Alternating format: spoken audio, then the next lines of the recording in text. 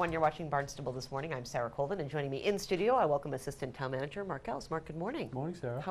How are you today? Good. Very good, thanks. How are you? I'm good, if I can get my words out. So we have a bunch of stuff to talk about today. I want to start with talking about the Water Protection Collaborative. You attended a meeting recently.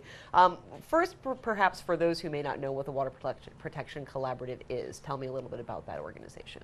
Well, it's a regional committee that looks at our water resources, and I've represented the town for many years because there's been many different committees that have been involved in this. The current committee looks at major issues for our region. We try to bring together, well, every community is represented from the Cape. We try to bring those communities together to talk about common issues, to work with the Cape Cod Commission, and at times any and all other agencies, depending on what the issue is. Absolutely. And again, I represent the town and the town council and town manager on this one. So. Great. So I would assume that one of the big issues that the WPC is talking about right now is the 208 plan? Yeah. Well, yes, and what is coming next. 208 plan, really has gone through what the county will do relevant with it, and now the responsibility of preparing each individual town's piece has fallen back to the towns. The real focus, and that wasn't, Paul Niedzwiecki came in and provided us an update at the last meeting, which he has been doing throughout the process. We've got a major deadline coming up in June of 2016, which is not far away, and Dan Santos, Director of Public Works, is working on the town's response so that we can satisfy our requirements under what the 208 plan has allowed us to do. One of the issues that came up in going through this planning is the opportunity to look at this issue, this issue being our water and our water resources, and specifically nutrient loading within them, within water, water resource areas. And so we're allowed to look at that resource area and look to get a permit for how we're going to manage it. And this hasn't been done yet in the state of Massachusetts. So we have the opportunity to look at doing this. We're not necessarily on a regulatory timeline at this point, but Mashpee came to Barnstable and Sandwich within the previous month, and said, let's go forward with a watershed permit pilot program, and let's share it with all the communities at this committee, and let's talk about it at a policy level, certainly, and let's understand how this might work for us. And so it's a big pilot program. Right. So certainly is. Any other topics that came up at the most recent WPC meeting? Well, I said they go over the 208. Each community gives updates on where they are.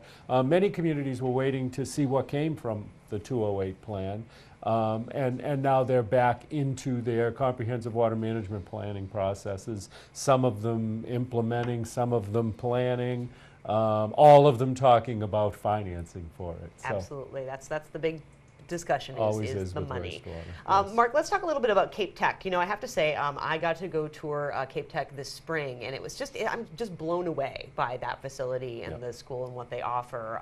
And of course, a regional school that does serve many of our Barnstable students. You're part of the regional oversight board, is that correct? Or tell me a little bit about your meeting with the Tech. Well, we actually have two members that represent Barnstable, Tom Leckstrom and Ann Williams, and those are appointees by the town manager.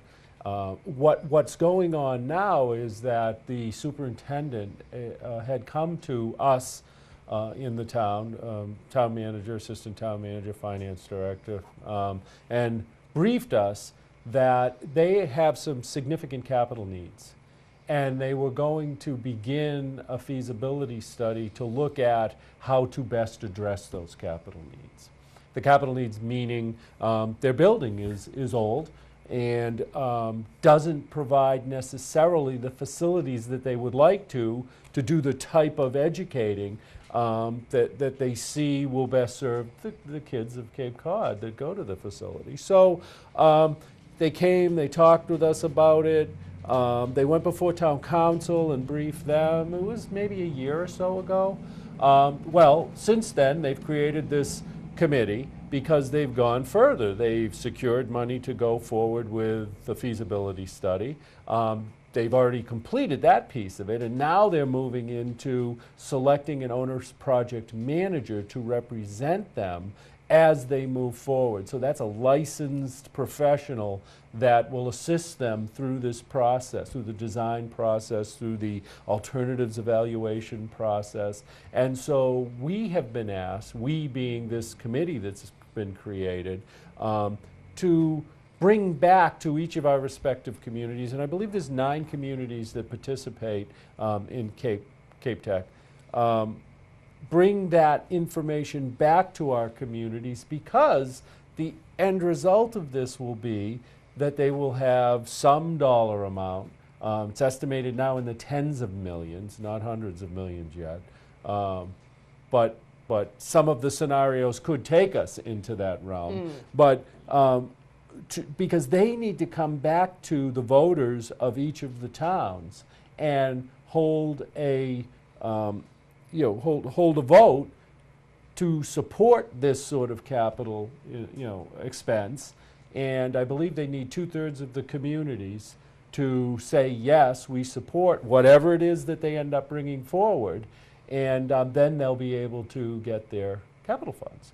So this is going to take a lot of communication throughout these 9 communities so that people understand what it is.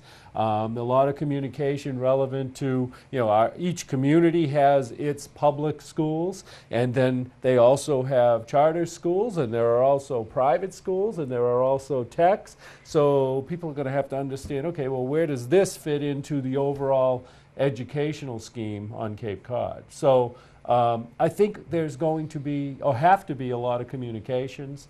And certainly I let them know that we have the capabilities we do to communicate with our residents, and we made it available to them. So absolutely. We're always looking at how the technology is advancing, and looking at what the school provides now and what it could provide in the future, and the needs of the Cape are certainly very important for that school. The other piece too, which I thought was good that they were doing, is if you go to their website and you go over to the left under About, and then there's, I think it's the second link down, is an update, and we'll post everything that they and this committee are doing relevant to this effort.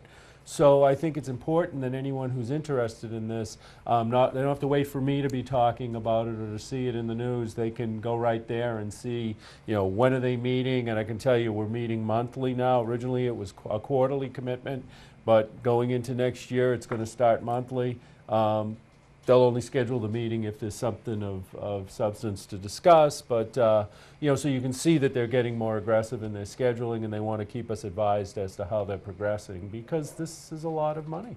It certainly is. The last thing I wanted to talk about, touch on just briefly, is the day center. I know there was a big meeting regarding, that's essentially the current NOAA shelter, what to do with that, possible relocation, possible changing of the services.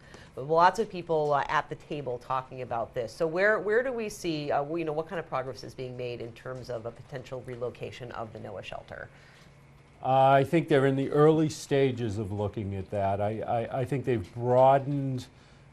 They've come in, there's a whole bunch of pieces to this, but they've come in with a little bit different model than what was previously done, with the hopes that they'll create a transitional living center where a person can come in, get the support they need, and then hopefully move back into, in a more independent and successful situation for themselves. And so that's the basis of the model. It was also felt that the current location really wasn't going to be able to serve that new model. So we are kind of embarking on a process of looking at where that site might be. And I think the interesting part of the discussion was that the county stepped up and offered to not only provide some of the planning support services, but also would involve county lands and look to other communities for potential lands where this facility or this type of facility might be located. So the end result might be whatever the appropriate size facility is here, but there may be others in other locations, or none of them may be here at the end of the day. We don't know that yet. There are a lot of services here, therefore I would imagine that those who need service will continue to come to this location. But we will have to see what comes out of it. That's right, and lots of discussion left on that. Well, Mark, I thank you so much as always for coming down to talk with us here on Barnstable This Morning. Thanks for having me. Thank you so much. Mark Ells, of course, is our Assistant Town Manager for Barnstable This Morning. I'm Sarah Colvin.